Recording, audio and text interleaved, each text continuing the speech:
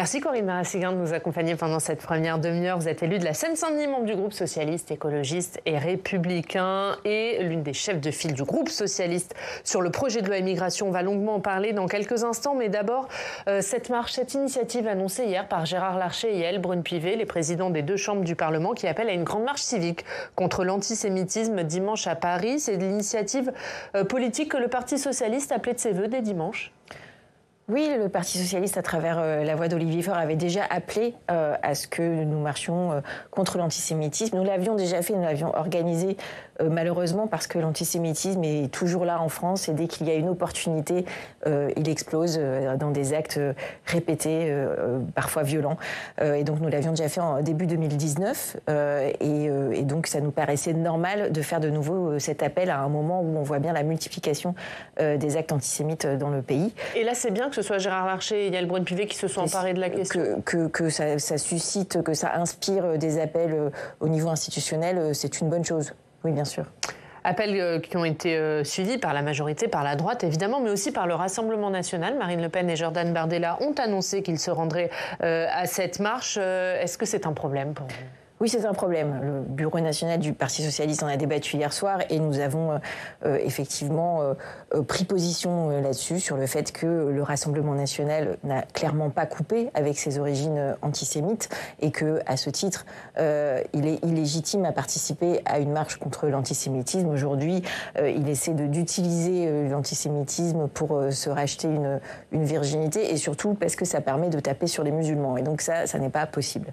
Alors c'est pas ce que dit Jordan Bardella. Lui, il dit que son parti est aujourd'hui irréprochable sur cette question de l'antisémitisme. Bien sûr, enfin, ça fait 15 ans qu'il alerte sur le sujet. Il dit aussi que Jean-Marie Le Pen n'est pas antisémite, donc on ne va pas vraiment le prendre au mot.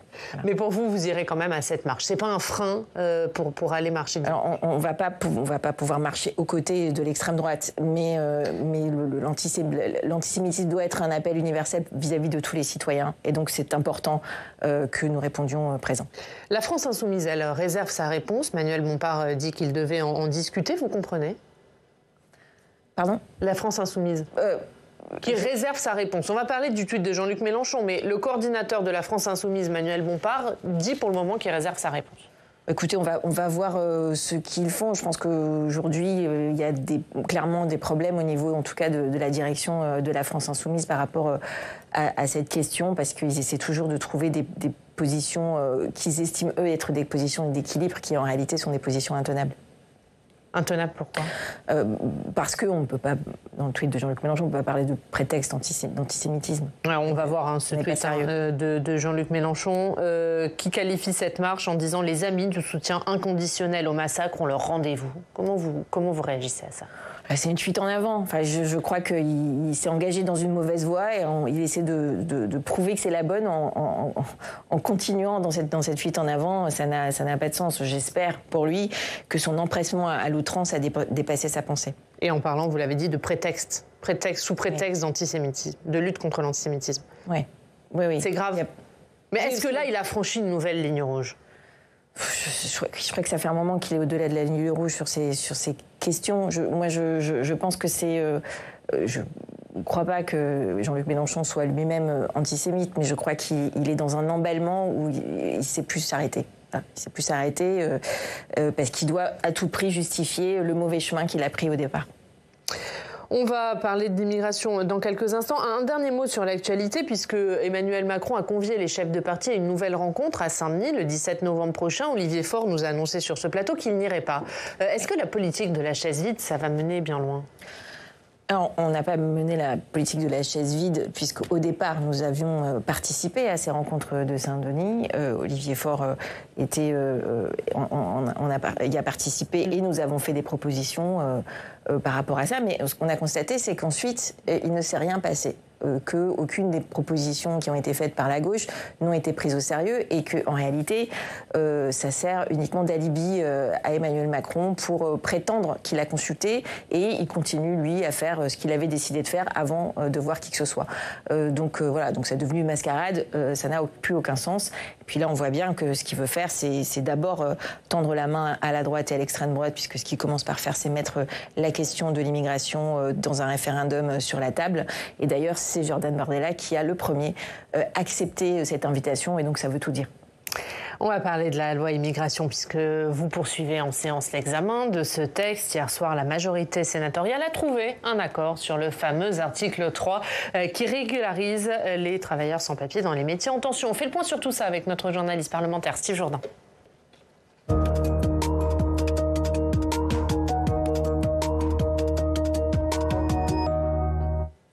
Bonjour Steve. Bonjour Yann, bonjour Madame la sénatrice. Bonjour. Et Steve, ça y est, c'est le jour J pour l'article qu'on attend tous, l'article 3. Oui, l'article qui rend fou un peu tout le monde dans la majorité sénatoriale. Est-ce que j'ai besoin de vous rappeler ce qu'est l'article 3, Yann ? Quand même. Allez, un petit rappel, il prévoit la délivrance de plein droit d'une carte de séjour temporaire à un étranger qui travaille pendant au moins 8 mois dans un secteur en tension. Le blocage sur cet article dure depuis plusieurs mois. Il a fallu du temps pour apaiser les tensions au sein de la majorité sénatoriale, l'article 3, où ce qu'il en reste devrait être discuté aujourd'hui dans la soirée, Oriane. Parce que les choses ont avancé hier soir. Oui, fumée blanche aperçue hier dans la soirée. On va voir ce communiqué publié par Bruno Retailleau, le chef du groupe LR. Après discussion, les LR se sont entendus avec les centristes d'Hervé Marseille. La majorité sénatoriale s'accorde pour supprimer les articles 3 et 4 du projet de loi sur l'immigration et pour durcir les conditions d'application de la circulaire Valls. L'article 3, donc on vient d'en parler. L'article 4 porte, lui, sur la procédure d'asile, Oriane. C'est un compromis entre la ligne du gouvernement et les propositions des Républicains plus fermes sur cette question de régularisation des sans-papiers. Il faut expliquer ce qu'est la circulaire Valls. C'est un texte de 2012 qui permet aux étrangers en situation irrégulière qui sont en France depuis au moins 5 ans et qui travaillent de demander leur régularisation. Il faut avoir bossé au moins 8 mois sur les 2 dernières années pour obtenir un titre. L'accord LR centriste prévoit donc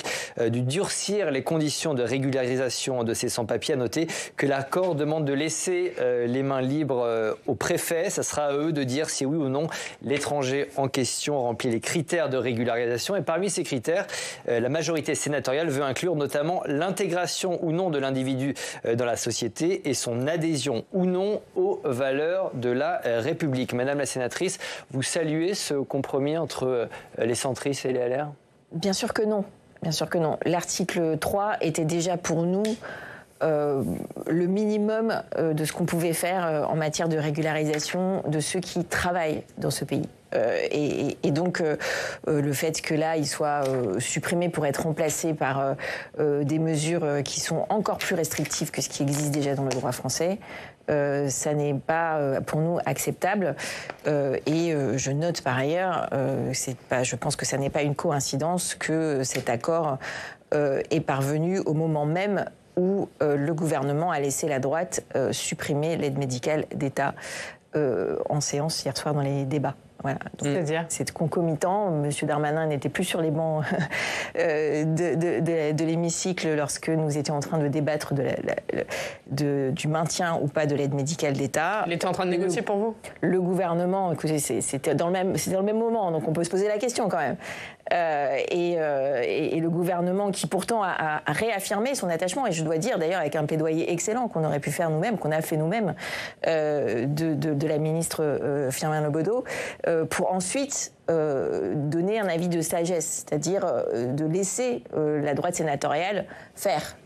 Et ça n'est pas acceptable, ça n'est pas comme ça qu'on défend l'AME, mais je suppose qu'on on va revenir sur l'AME, mais sur l'article 3. Sur l'article 3, bien sûr, nous nous opposerons à la suppression de l'article 3 et 4, mais nous sommes minoritaires, donc maintenant il reviendra à l'Assemblée. Rien, parce que ça va permettre quand même une régularisation de non, parce puisqu'il annonce que ça va restreindre encore l'application de la circulaire Valls, puisqu'effectivement la circulaire Valls n'est pas réduite, n'est pas contrainte aux métiers en tension, alors que là, on va contraindre aux métiers en tension qui, par ailleurs, sont très mal définis. Vous savez que dans les métiers en tension aujourd'hui, par exemple, c'est pas très clair que l'hôtellerie en fait partie, alors que c'est bien que ça fait partie des métiers en tension. Donc il y a vraiment un énorme sujet. Et la circulaire Valls aujourd'hui, c'est à peu près 7000 régularisations par an, ce qui est vraiment très très peu en réalité. Il faut conserver cette circulaire. Donc il y a une espèce de fantasme de la droite sur cette question des régularisations, alors que ce sont des hommes et des femmes qui font tourner notre pays. Et on l'a vu notamment dans la crise Covid il n'y a pas très longtemps. On conserve la circulaire Valls ? Il faut la conserver, cette circulaire? Écoutez, la circulaire Valls, c'est le minimum. Mais nous, ce qu'on demandait, c'est qu'on inscrive dans la loi, et nous, on voulait aller encore plus loin que l'article 3. Et ce que d'ailleurs, maintenant, on va passer le relais, on sera obligé, contraint de passer le relais aux députés là-dessus, en espérant qu'ils reviendront sur cette suppression au début du mois de décembre.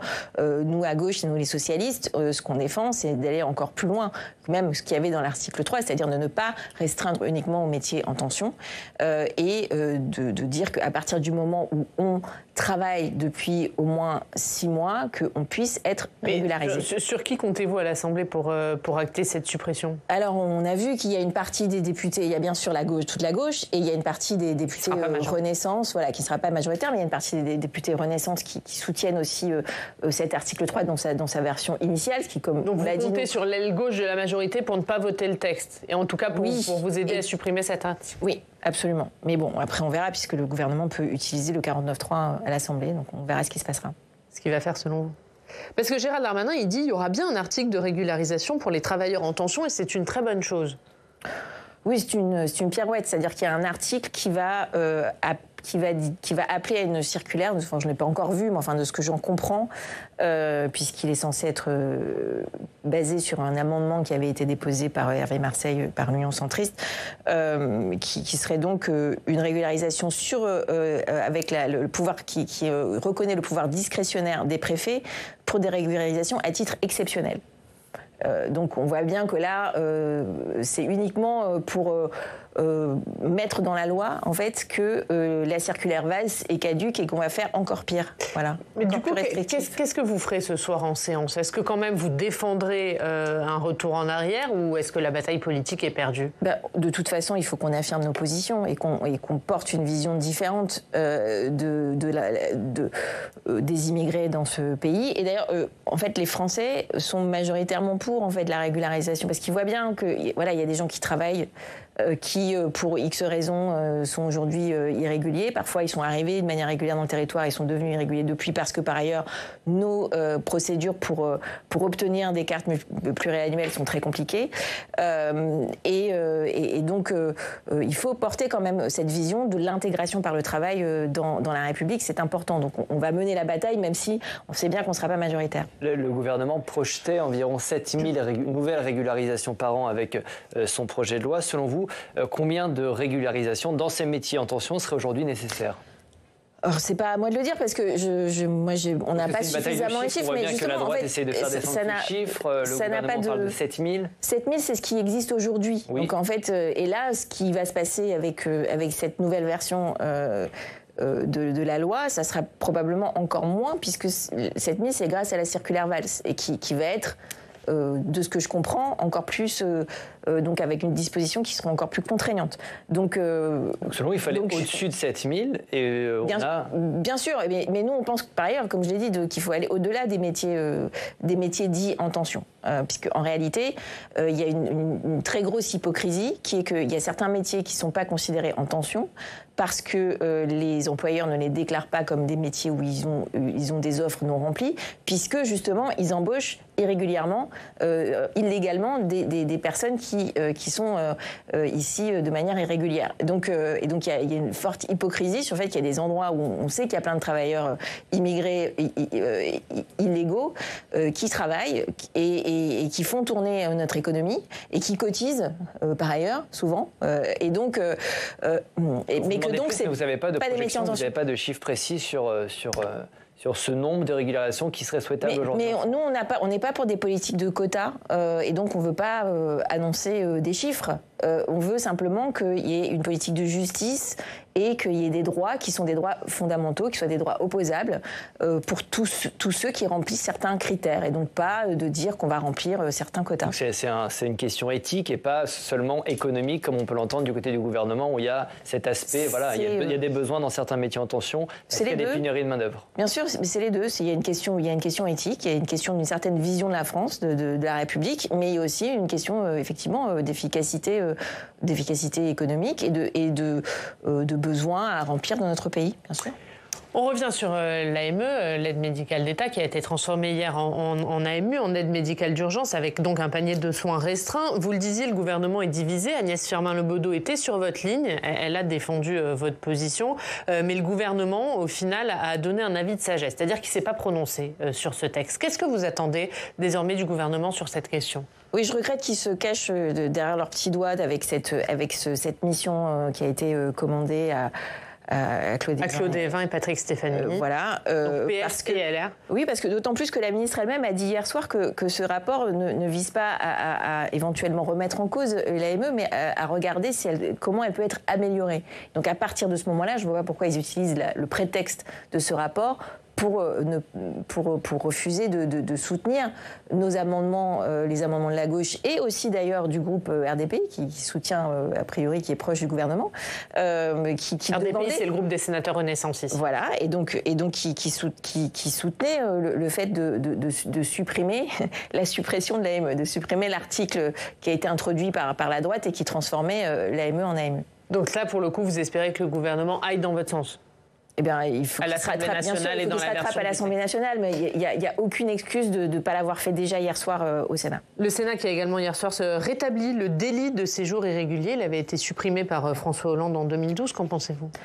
C'est une succession de reculs depuis lundi. D'abord, il y a eu beaucoup de reculs sur le regroupement familial, avec cette idée que quand on est étranger, on n'a pas droit à une vie familiale ou qu'on est forcément suspect de vouloir frauder. C'est insupportable, mais voilà. Donc il y a eu des restrictions très fortes sur le regroupement familial qui ont été votées. Et maintenant, effectivement, le fait de nouveau pénaliser le séjour irrégulier et qui donc en plus va dans un sens qui ne va pas faciliter l'application de ce qu'il en reste d'une circulaire de régularisation des travailleurs.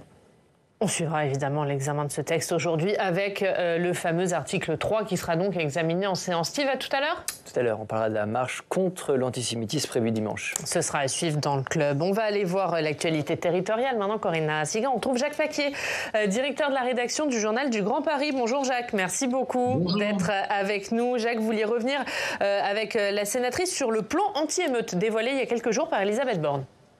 Absolument, oui, comme vous le savez, Madame la sénatrice, l'objectif du gouvernement en l'occurrence, c'est d'éviter, si tant est que ce soit possible, que des émeutes telles que celles qui sont déroulées, notamment dans votre département de Seine-Saint-Denis, pas seulement bien sûr, mais aussi en Seine-Saint-Denis, l'été dernier se reproduisent. Pour ce faire, 100 millions d'euros qui sont mis sur la table pour reconstruire.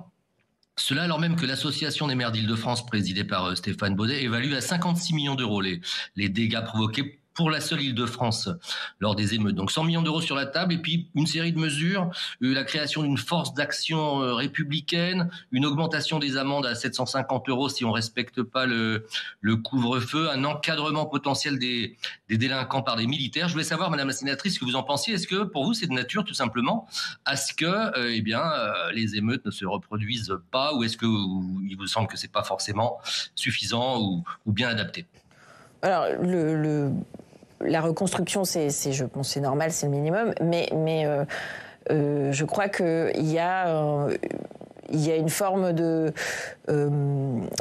d'aveuglement volontaire du gouvernement sur cette question-là, parce que même si il y a eu un affichage de volonté de prendre soi-disant le sujet à 360 degrés avec des mesures plutôt répressives, mais avec aussi des mesures qui sont affichées comme des mesures plus sociales, plus portées sur l'éducation. Je crains que ça soit encore des comités Théodule. Je ne sais pas très bien comment ça va fonctionner, cette nouvelle force. On peut espérer que ça fonctionne, mais enfin, ça n'est pas très convaincant pour l'instant. Ça paraît être des vœux pieux sur le papier qui vont avoir une efficacité opérationnelle assez limitée. Et puis surtout, il y a une forme de stigmatisation systématique des parents et de toute une population de certains quartiers comme étant nécessairement irresponsables ou incapables de s'intégrer, sans reconnaître la complexité des sujets qui sont pas seulement des questions d'éducation, mais des questions aussi... évidemment, les émeutes sont toujours inexcusables, mais la colère qu'elles ont exprimée ont des sources qui sont réelles par rapport aux conditions de logement, par rapport aux conditions d'accès à du travail, et puis par rapport aussi à la relation entre la police et la population. Et ça, c'est là où je dis qu'il y a une forme d'aveuglement volontaire du gouvernement, c'est que ce sujet-là, qui est quand même à la source des émeutes, ça n'est pas du tout considéré par le gouvernement. Il n'y a aucune proposition là-dessus.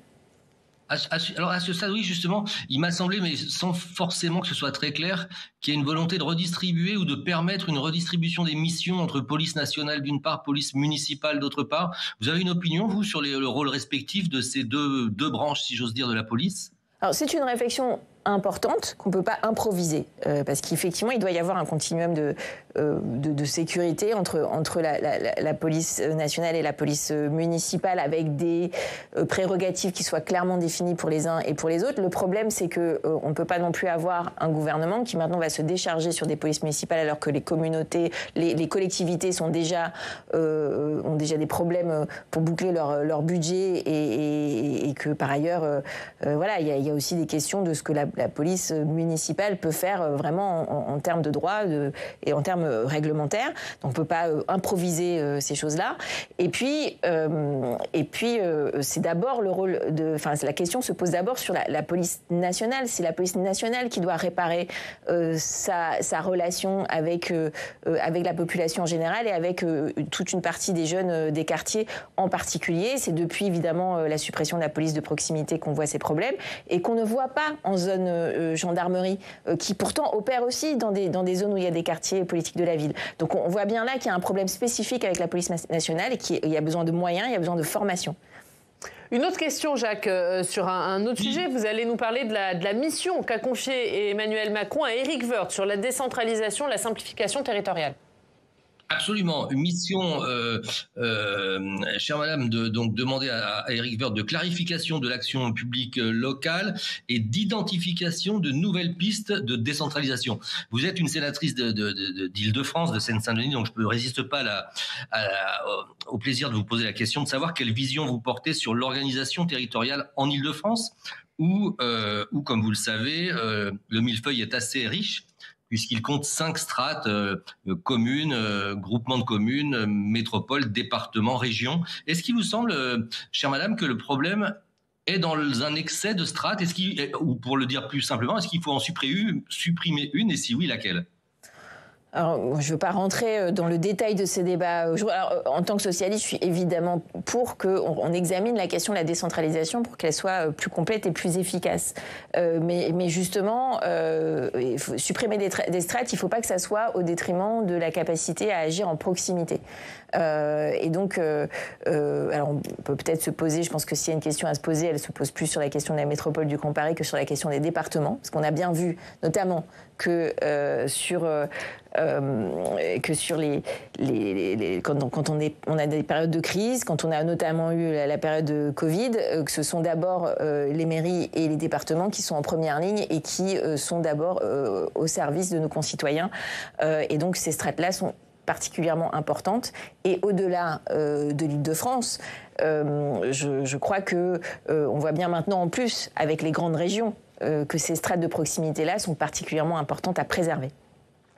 Merci Jacques Paquet, merci beaucoup d'avoir été avec nous. On regarde la une du journal du Grand Paris, renforcer la boîte à outils et la mobilisation de tous les acteurs. C'est à la une de votre journal cette semaine. Merci beaucoup, merci Jacques d'avoir été avec nous. Merci Corinne Narassiguin d'avoir été notre invitée pour cette première demi-heure.